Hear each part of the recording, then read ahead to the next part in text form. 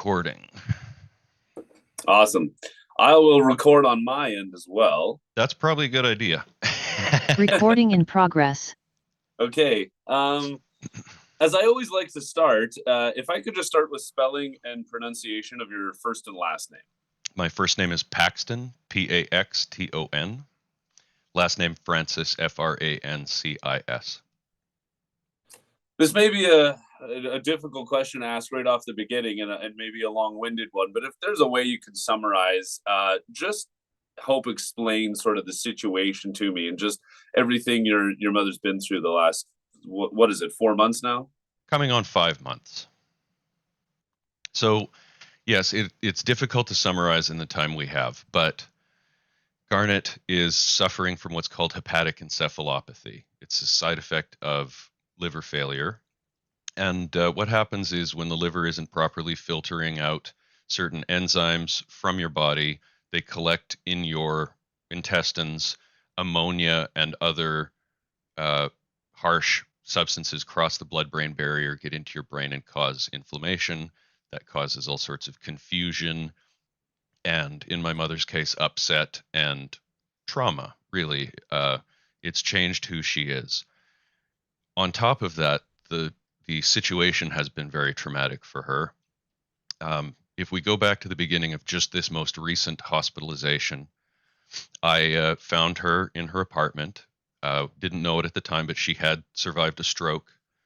We rushed her to the emergency room and got her as settled there as we could. She was very barely able to communicate and very confused.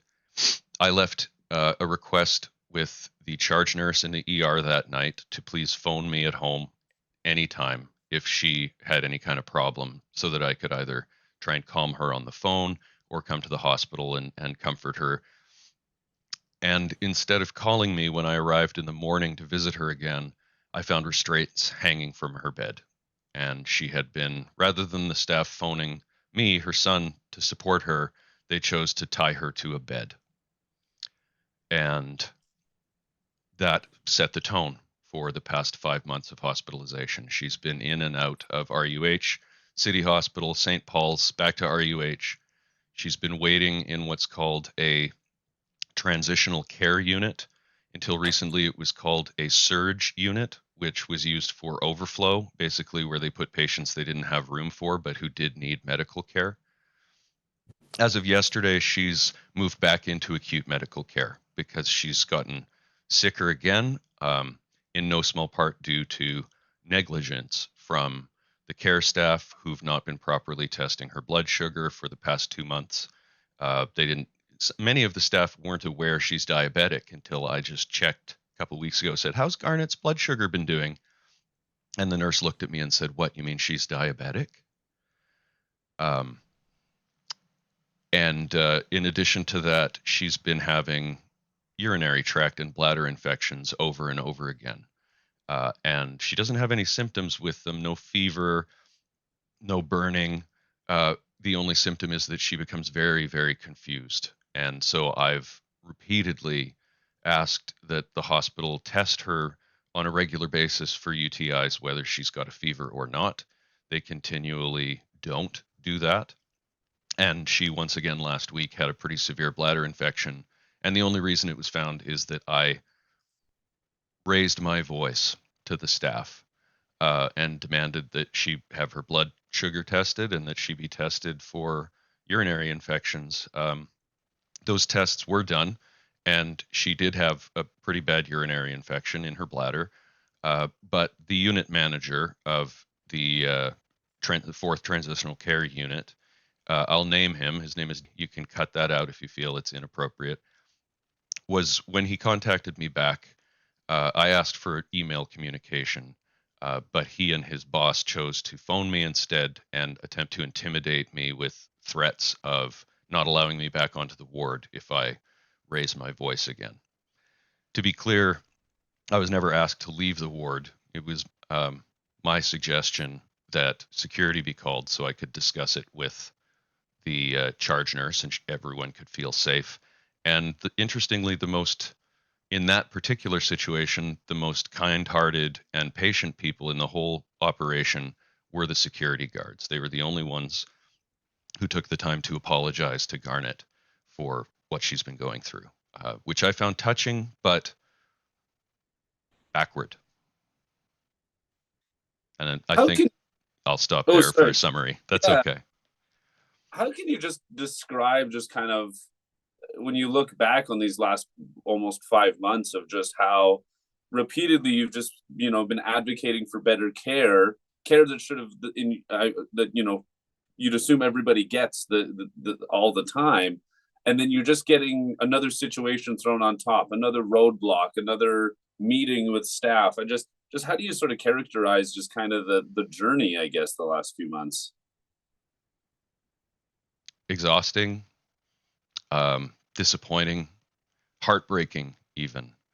My heart feels broken for my mom and for everyone like her who's trapped in a system that's not protecting us the way it should. I know that my brother, also her other primary supporter, is emotionally exhausted. I feel like I'm at the end of my rope every day.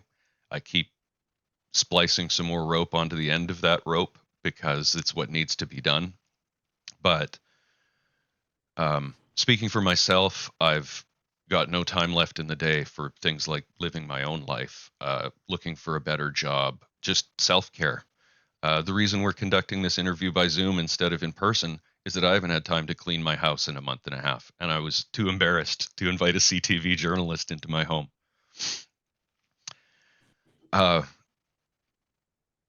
Look, there have been many fantastic individual doctors and nurses and caregivers who've supported Garnett through the past 5 months. There have been many wonderful people, and I hope they know who they are. There have also been people who have not helped and who have actually been obstacles to my mom getting better. I seriously doubt any of them know who they are. They've failed her over and over, and we need to do something to fix that. There are things we can do about this, and there are things we must do about this. And it makes you think, if it's happening to your mom, that she's probably not the only person in the province going through something like this. Is that sort of part of it, realizing that, man, this could be happening to a lot of people right now? That's really why we're reaching out to the media. Anything that this story can do won't directly help our mom. She is neck deep in the healthcare system, and knock on wood, she's approaching the end of her current hospitalization. She is now on a waiting list for long-term care.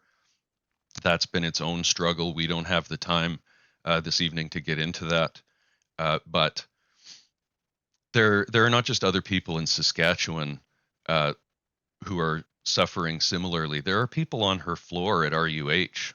Many people. I've had roommates of hers break down into tears and thank me because they've overheard me hassling the hospital staff to pay more attention to Garnett or get her button fixed. Her emergency call button was broken 3 out of 4 days last week. In order for the nurses to know she needed assistance, the system we came up with is 24 hours a day, my mom calls me, assuming she's able to operate her cell phone. And then I call the nurses station and let them know that she needs help. Sometimes it has to, sometimes I have to call 4 or 5 times to get through. Nurses are super busy. There have been huge burdens added to our already withering healthcare system. There's COVID, for instance, which has just stacked on top of influenza and cancer and heart disease and the other major maladies that our healthcare system is built to deal with. And now we've had a new one added on, and that is part of the problem. But there's more to it than that. And if I could expound for a minute on what I think those problems are, I'd love to. Yeah, if you could, please. Yeah. There is a problem in nursing culture. This is not the only problem in our healthcare system. I don't even think it's the primary problem necessarily, but it is a big problem. As I said, there have been many wonderful nurses, and the work they do is counterweighted by the people who are not doing their jobs correctly. And here's what I propose is the solution for that problem. We need to make nursing a more attractive profession for people trying to decide what profession to get into.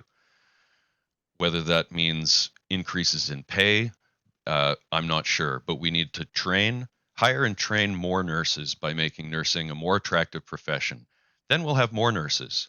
Once we have more nurses, we can fire the bad ones. Right now, that's not an option. There are simply so few nurses that we can't even fire the worst nurses, the ones who are not doing their jobs, the ones who are neglecting patients, and the people who walk out of the room when someone's asking for more help instead of stopping and turning around and saying, "What was that? I didn't hear that. What else can I do to help you?" Which is what the proper reaction is when you're a caregiver. Also, when we have more nurses, we can promote the really great ones into positions of authority, leadership, and they can lead by example. And this is how we grow a stronger, larger, and more capable nursing force for our city and our province and our country. I don't see how else we could possibly do it. All of us fortunate enough to live all of our years on this planet, most of us will end up taking a journey through our hospital system. So fixing all of the deficiencies in our healthcare system should be a pan-political issue. It's about our parents, it's about ourselves, it's about our children. We don't like to think about that, but our children will go through the hospital system someday, and many of them will die in hospital or in elder care.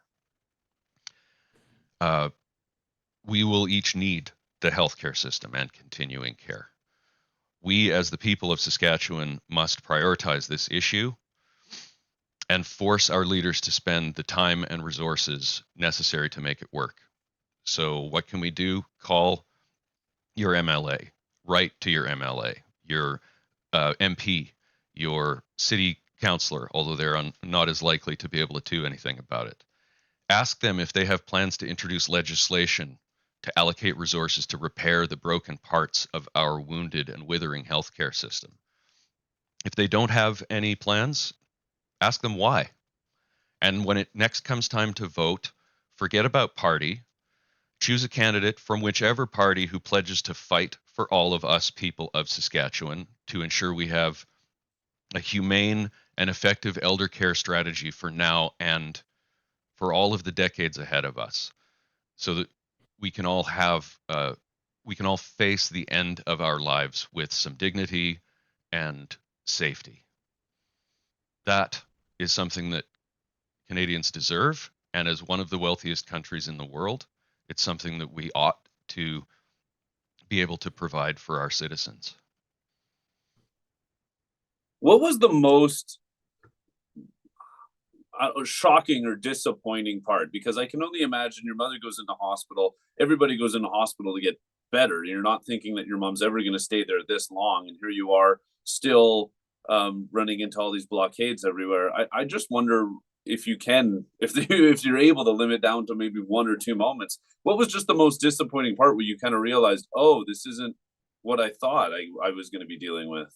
Well, I've mentioned one of them already, and that was showing back up at the emergency room the morning after she'd been admitted and finding restraint straps hanging from her bed and her weeping softly in her hospital bed, confused and afraid. Most recently, and I think more importantly, because this is an issue that will affect anyone trying to transition from the hospital into long-term care, is that the health region reserves the right to impose a $250 per day punitive fee for anyone who rejects their first offered placement in long-term care. So if my mother were to be offered a placement, say, out of town, or in a care home that we went and toured and felt was not safe, we have the legal right to refuse that placement. Garnett has the legal right to refuse that placement, and we as her advocates and having power of attorney also have the right to refuse that placement. But we found out the health region then reserves the right to charge us $250. Again, that's not per week or per month, per day. That is, in my estimation, a financially terroristic threat designed to frighten families into not accessing their rights as citizens of this country and province to safe healthcare. We have the right to refuse a placement, but then that right is threatened with this $250 draconian fee, which I think you'd agree almost no one in this province. Nobody has $250 a day extra laying around. And that's, to be very clear, that fee is on top of the long-term care fees that she's now already beginning to pay. Now that she's been accepted to the waiting list for long-term care, something else people might not realize is that she's now paying for a placement in long-term care, even though she's still laying in a hospital bed in Royal University Hospital. And that's thousands of dollars a month. And luckily, she has a healthy pension as a teacher who worked her whole life educating the children of this city. So she's already paying for her care in this healthcare system that we all think of as free. And then on top of that, if we refuse a placement, they might choose to ding us with a $250 a day fee, which would be ruinous to my finances, my brother's finances, my mother's finances. So then people are left with a choice of having their financial future ruined or badly damaged, or knowingly having to send their loved one to a place that is not safe or is too far away to visit regularly. People in elder care count on their families for support because the health region can't provide everything that a person needs. People need their families for support. So if she gets placed in Martinsville, that's going to make it difficult for us to go and see her once or twice a day, which is what my brother and I have been doing now. Basically, whenever I'm not at work or whenever I'm not making or fielding phone calls advocating for her, we're there, supporting her and trying to give her the illusion that she's safe and comfortable, because she's not really.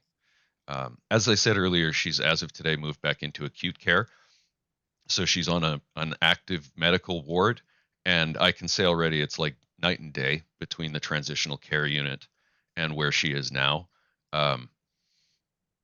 The nurses there are, I suspect, much more experienced, and newer nurses end up working on places like the teaching unit and the transitional care unit.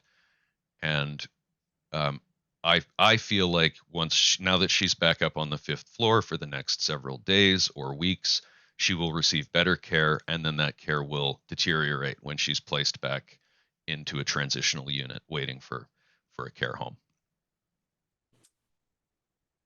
We're getting to the end of our time here. I just want to make sure. So your mom's name is Garnett, correct? Is that Garnet? Nett. Yes. Net. And she's 74, is that correct? Yes. Okay, 74. Almost 73. She will be 74 this year, I think. You have to yell at your brother. He gave me the wrong information then. Or he'll have to yell at me. I'm not good at doing math with a camera in my face. No. Don't let me do math on TV. I'll double check. She was born in 1948. So what's that? 75 this coming June. Okay. Or 75 now, 76 this coming June, because it's 2024. Is that right? There you go. We're slowly getting there. She was born in June of 48, and then I'll leave the math to you. Yeah, I'll figure it out. You got it. And then I was just wondering, you have my email. I'm not sure if you're able just to share me some photos or yes. Just of your mother. I just figured if we're going to be talking about your mom, it'd be nice to actually show. I agree. I have a picture that I took with the two of us in December, I believe. That's quite a nice picture, and I've set that aside to send to you. Okay, awesome. Thank you so also much. Just last night set up an advocacy email. I don't know, like, it's not a charitable thing, but obviously it's up to you if this makes it to air or not. But if there are people out there with advice or guidance for us, or even if there are people out there with a parent going through something similar, and you would like some advice or guidance, I promise nothing, but you can email me personally at voiceforgarnet@gmail.com. and maybe I'll be able to point you in the right direction, or in some direction, because I know that when you first get hip deep in this hospital system and you realize that it's not working, it's a really lonesome and frightening experience, because it's hard to know what to do next and who to reach out to. So try me. I'm just some guy, so I can't promise that I can do much for anybody, but that's where to reach me. Okay. voiceforgarnet@gmail.com. Awesome. Thank you. And I just want to circle back to your mom's condition for a second. It's not that she's non-vocal, but I guess, how did you become her, I already forgot the term, her primary Medical sort of care, proxy. medical proxy. Thank you. Sorry. She was at one point non-vocal, and she goes through phases because her cognitive function is so closely linked to the enzymes from her liver that get into her blood and brain, that some days she is quite with it. Her long-term memory is great, but her short-term memory is such that, a doctor can come in and tell her, here's what we found from the tests, here's what I'm changing about your care course, and she forgets it in 5 minutes or less. Oh, So okay. that's why I'm functioning as her proxy, is so that in those times when she's not able to function, I can be her backup memory, or I can be her helper when it comes time to make decisions that for her are too complicated right now. I mean, this is a brilliant woman with a master's degree in education and child psychology, but some days, some days she phones me telling me not to come back to the hospital because the federal government has a warrant out for my arrest for treason. That's how confused she gets with this disease. Okay. Thank you for explaining that to me. I just wanted to circle back to that. Oh, that's quite all right. Thank you for the opportunity, Keenan, to speak with you. I really hope that this ends up helping someone out there. Best case scenario, this ends up spurring some political discussion and causing some people to think about what to do with their own small bit of political power, whether that means voting or campaigning or donating to a candidate that wants to fix this issue. Awesome. If I may, I'd love to close with a quote from Saint Augustine. I'm not a religious man, but sometimes religious people say some pretty amazing things. There's a pastor in particular who's been visiting my mom and has written a letter to the health region and to CPAS talking about what he's witnessed, and that was very touching to have basically a stranger reach out to us. But Saint Augustine said, he's attributed as having said, hope has two beautiful daughters. Their names are anger and courage. Anger at the way things are, and the courage to make sure they don't stay that way. And that's what I try and tell myself when people say, don't get so angry about this. Is that anger is what's fueling my courage to try and help my mom. Anger and love. Awesome. Can't think of a better place to end the interview. Thank you so much for your time, Paxton. Thank you, Keenan. Reach out if there's anything else I can do, and I'll do the same. Awesome. Thank you. Take care. You too. Thanks. Bye-bye.